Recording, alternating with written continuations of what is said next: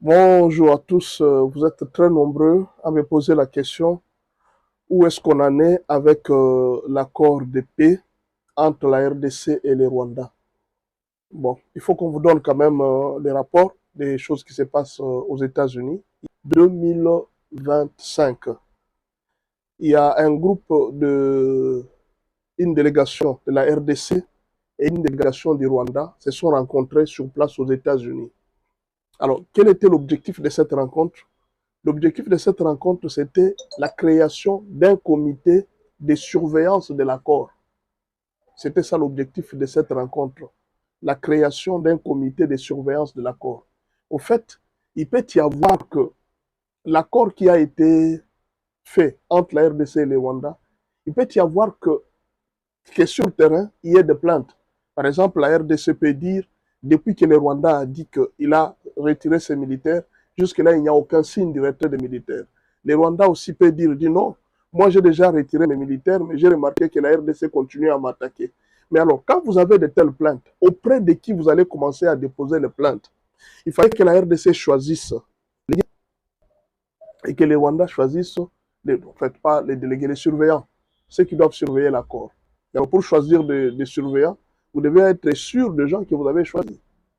C'est pratiquement comme ça que les choses se passent. Vous devez être sûr que la personne que j'ai choisie doit être neutre, ou bien la personne que j'ai choisie doit être de l'autre côté. Et ça, je sais que c'est la RDC qui l'a demandé. Pourquoi? Parce que le Rwanda est spécialiste à nier les faits. Vous pouvez vous imaginer que depuis que la guerre a commencé, le Rwanda n'a jamais accepté qu'il était en RDC. Et pourtant, ce sont ces militaires qui tuent les gens. Le Rwanda n'a jamais accepté qu'il soutenait les M23. Jamais. Ils ont toujours nié. Les M23, c'est un problème congolo-congolais. C'est-à-dire, le Rwanda n'accepte rien. Ils nient tout. Même s'ils sont en train de faire, même si vous les attrapez la main dans les sacs, ils nient. Ça, c'est leur spécialité. Et je sais que c'est la RDC qui a demandé pour dire que non. Les gens avec qui nous traitons, nous les connaissons.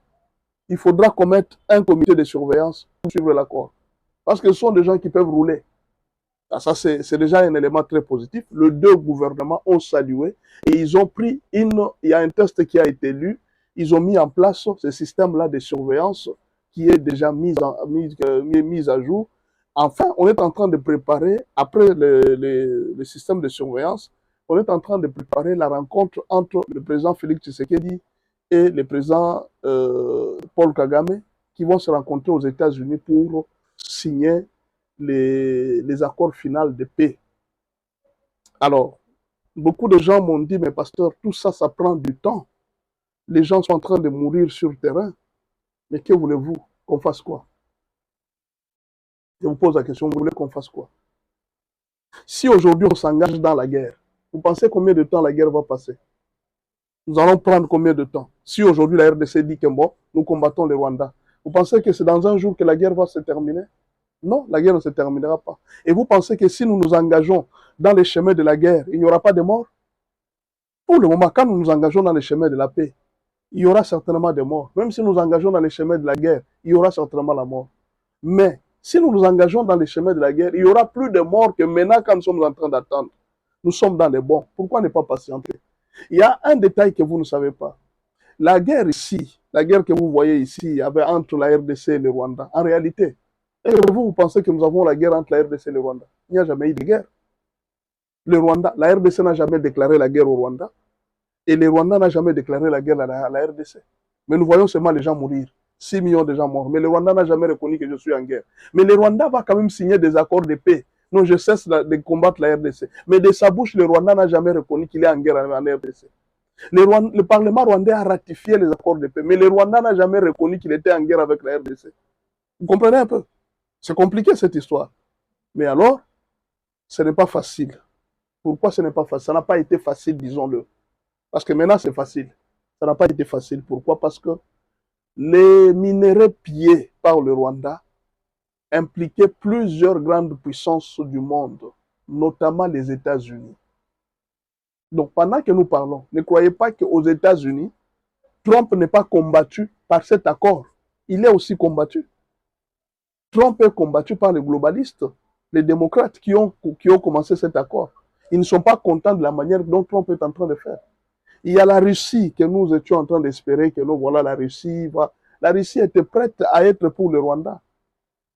Il y a la Chine, notre partenaire gagnant-gagnant. La Chine était derrière le Rwanda. Parce que la Chine profitait aussi des minéraux de Rubaya. Toutes les nations du monde profitaient de ces minéraux. Vous pensez que c'est facile comme ça qu'on peut enlever les beefsteaks de la bouche des puissants? Ce n'est pas facile. L'arrogance que le Rwanda avait, vous pensez que c'était une arrogance comme ça? Le Rwanda, c'est un grand pays? Non. C'est parce que derrière le Rwanda, il y avait la Russie. Derrière le Rwanda, il y avait les États-Unis. Derrière le Rwanda, il y avait la France. Derrière l'Union européenne, disons-le. Derrière le Rwanda, il y avait la Chine. Derrière le Rwanda, il y avait toutes ces puissances. Et aujourd'hui, quand le président Félix Tshisekedi est parti voir les États-Unis ou bien Trump, il faut les féliciter. C'est un bon choix qu'il a fait. Vous alliez dire non, allons vers la Russie. Mais la Russie était en train de profiter des minéraux. Vous pensez que la Russie allait combattre les Rwandais? Dans la mesure où la Russie elle-même profitait des minéraux de la RDC. Vous pensez que la Chine allait combattre les Rwandais? La Chine profitait des minéraux de la RDC à travers le Rwanda. Que pensez-vous? Que voulez-vous? La guerre était très grande. Nous étions très loin. Nous étions dans un trou, dans un gouffre. On nous avait déjà enterrés et ces gouffres-là, dans le trou-là, c'est les Rwandais qui tenaient la clé pour que la RDC ne sorte pas. Nous venons de très loin, mes frères. Nous venons d'un trou. Mais alors, patientons. Moi, j'ai comme l'impression que les gens commencent à devenir pressés maintenant. Vous connaissez d'où nous venons? Et puis, il y a un détail que je vais vous dire. La guerre de l'Est ne dure pas à cause seulement de M23. La guerre de l'Est dure aussi parce que les grands M23 sont parmi les leaders du Nord et du Sud Kivu. Vous avez vu les armes qu'on a prises à Beni. D'après vous, 3 camions d'armes. Ces camions-là, c'était pour tuer qui? Et c'était pour qui d'abord ces camions? C'était pour un député national qui a été voté par les élus du Nord Kivu. N'est-ce pas? Et ces 3 camions avaient des armes. Et ces armes allaient tuer qui? Les Rwandais? Vous pensez que ces armes étaient faites pour tuer les Rwandais? Mais c'est pour tuer les Congolais. Ces armes ont été faites pour tuer les Congolais. Et qui possédait ces armes? Un Congolais. Il tient les armes qu'il donne aux militaires pour tuer les Congolais. Voilà pourquoi la guerre traîne. Ce n'est pas seulement la guerre traîne parce que Tshisekedi est au pouvoir, Tshisekedi est complice. Non. Nous avons beaucoup de nos frères, de nos compatriotes qui sont complices.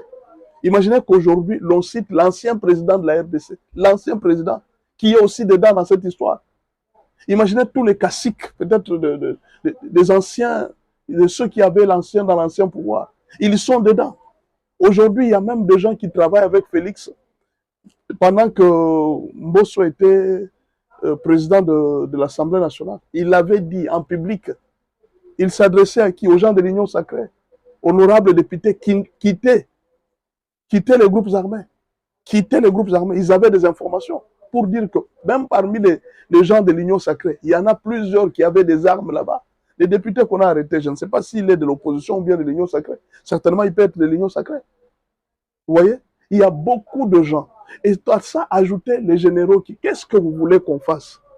La guerre était une guerre de plusieurs puissances dedans. Vous voulez que ça s'arrête comme ça? Arracher une beefsteak de la bouche des puissants comme ça? Ce n'est pas facile, n'est-ce pas? Mais nous y allons. Nous sommes à la fin. Pourquoi vous devez vous inquiéter? Pourquoi à tout moment, pasteur, mais ça traîne, les gens sont en train de mourir. Même si nous prenons l'option de la guerre, les gens mourront toujours. Les gens mourront toujours. Patientons. Nous avons longtemps patienté. Patientons, nous sommes vers la fin. La guerre est en train de se terminer. Donc, il y a le premier accord qui prépare la rencontre entre Félix Tshisekedi et Kagame d'ici Washington. Pourquoi? On est en train de signer ça. C'est pour amener les uns et les autres. Vous voyez, derrière ça, la France est derrière ça. Ne croyez pas, ne vous trompez pas. Quand on est en train de faire signer à Kagame là, ce n'est pas un fait du hasard. L'Union africaine est là. Hein? Il y avait l'Union africaine, les Qatar, les États-Unis, et puis le Rwanda et la RDC. Les Togo, c'est le Togo qui représente l'Union africaine. Vous pensez que c'est pour rien? Tout ça, on ne met pas seulement la pression sur Kagame, on est en train de mettre la pression sur la Chine, sur la Russie, sur la France, l'Union européenne, pour qu'ils cessent. C'est voilà pourquoi on est en train d'aller vers toutes ces signatures. Et Trump ne veut pas de la guerre. Nous aussi, nous ne voulons pas de la guerre.